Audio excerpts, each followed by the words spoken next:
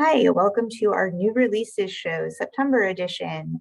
Everything we're talking about today is brand new. It's either just come out or is coming out a little bit later this month. If you haven't watched our show before, my name is Devon.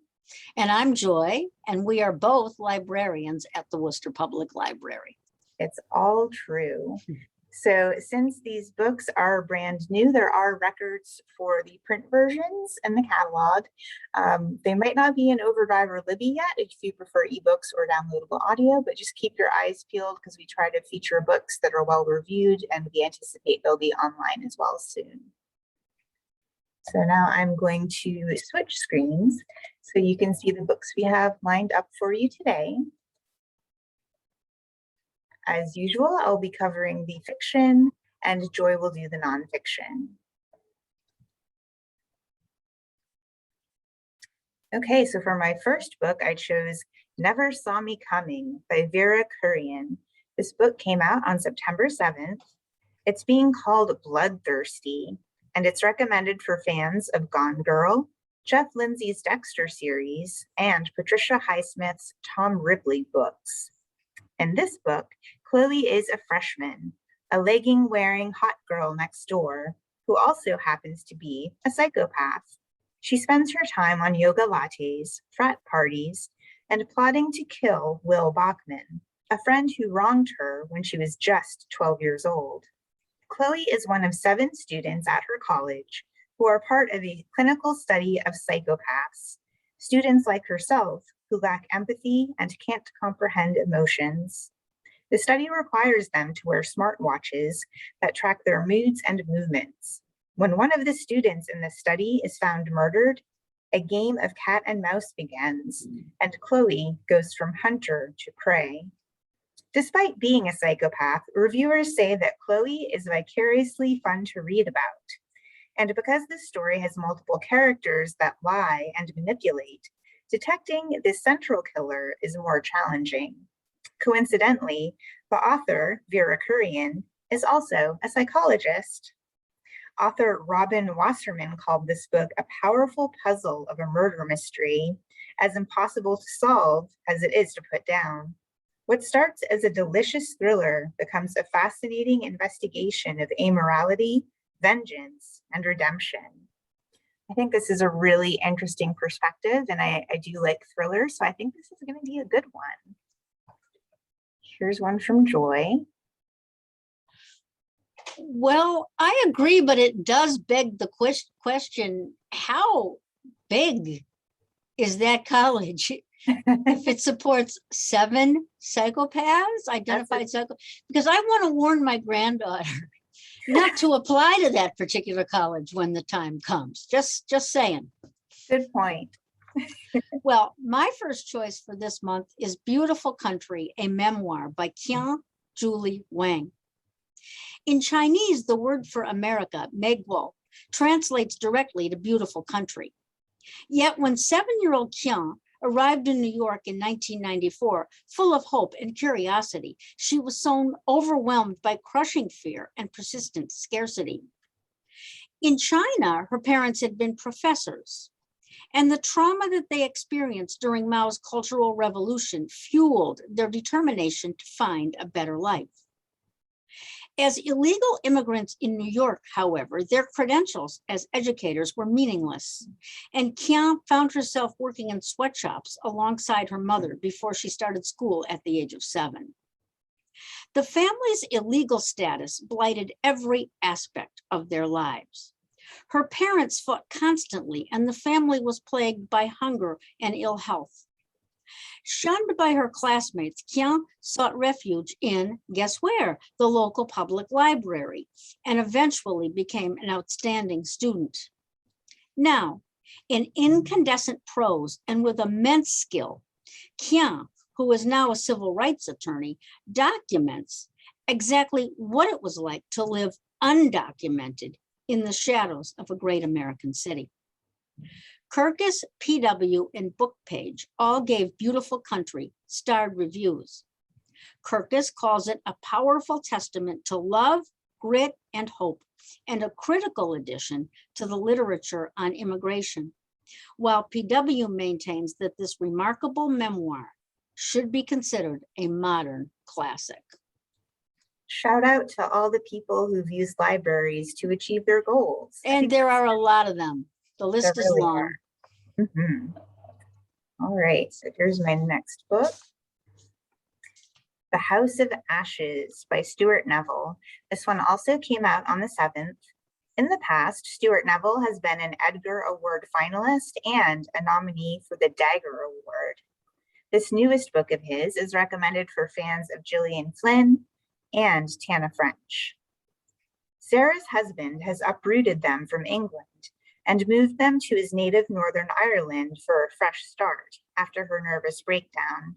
Sarah, who knows no one in Northern Ireland, is jobless, carless, and friendless. When a blood-soaked woman beats on the door, insisting the house is hers and ranting about missing children, Sarah begins to understand the house has a terrible history her husband never intended her to discover. As the two women form a bond over their shared traumas, Sarah finds the strength to stand up to her abuser, and Mary, silent for 6 decades, is ready to finally tell her story. The alternating storylines between the two women show how Sarah's present-day woes intersect with Mary's past. Some reviewers are saying this book is Neville's masterpiece. It got a starred review from Publishers Weekly, and they called this book a gut-wrenching novel of psychological suspense with ghostly undertones. This unforgettable tale of servitude and subservience, domestic abuse, and toxic masculinity builds to a resolution, offering redemption and heartfelt solace. So this one, I don't know, I like that it has some ghostly undertones, and you always want to know what the mystery behind an old house is. So this one sounds good. Here's one from Joy. I think you've chosen well yet again, Daphne. Why, thank you. I am always placing the books you recommend on hold. All right, so my next choice for this month is Fuzz, When Nature Breaks the Law, by the woman who has been called America's funniest science writer, Mary Roach. So what do we do about jaywalking moose, bears caught breaking and entering, murderous elephants, and flocks of birds who seem intent on destroying Easter floral displays at the Vatican and damaging civil aircraft? In this, her latest work, the ever-entertaining Mary Roach wades into the realm of human-wildlife conflict. Roach's writing combines extensive research with firsthand experience. She plunges elbow deep into crime scenes with a variety of furry suspects and explores the myriad ways in which climate change, political considerations, and religious belief complicate our relationships with our fellow creatures worldwide. Roach expresses the hope that we humans may come to embrace coexistence with other species, even those commonly seen as pests, among them the rat, and I mean a rat, that makes a home in Roach's basement. LJ says that this book is a must-read for wildlife enthusiasts, popular science readers, and anyone who has enjoyed Roach's other books, and praises her engaging, unpretentious style. Reviewer Emily Rapp in the Boston Globe calls Roach's prose a triumph and claims that she is the most courageous and empathetic science writer we've got. So I admit I've never read a book by Mary Roach, but since I like animals, I might actually give this one a shot. Also, you should read Stiff, which is about dying. So I have heard that's a good one as well. It's a very good one. All right, here's my next fiction book. Caro by Joy Williams. This one comes out on the 14th. In the year 2000, the author was a Pulitzer Prize finalist for her book, The Quick and the Dead. So people have high expectations for this particular one. In this book, Kristen, her mother believes, was marked by greatness as a baby when she died and came back to life. After Kristen's boarding school closes and she discovers her mother has disappeared, she travels across a dead landscape after an undefined natural cataclysm. She washes up at a resort on a putrid lake the elderly residents call Big Girl. In a honeycomb of rooms, they plot to punish corporations and people they consider guilty for the destruction of nature. What will Kristen and Jeffrey, the 10-year-old boy she meets there, learn from this, quote, seditious lot with kamikaze hearts, an army of aged, determined to refresh through violence a plundered earth, end quote. In this story, there are no more birds or oranges, and cockroaches are the size of kittens. No, thank you. Tax breaks are given to households with guns, and so, quote, no one pays taxes because everyone has guns, end quote. The book got starred reviews from Booklist and from Kirkus. Kirkus called the book an enigmatic, elegant meditation on the end of civilization, if end it truly is. As the clock ticks away, Williams seeds her story with allusions to Kafka, bits of Greek mythology, philosophical notes on the nature of tragedy, and all along with subtly sardonic humor. One of the reasons I picked this one is because I know we've been talking a lot lately about climate crises, and this definitely seems to fall into that category. Aside from the cockroaches the size of kittens, I do think this will be a good story. And here's one from Joy. You know, I can read about murder all day long, but give me climate crisis and I become far too anxious and worried. So I may just evade this one. Understandable.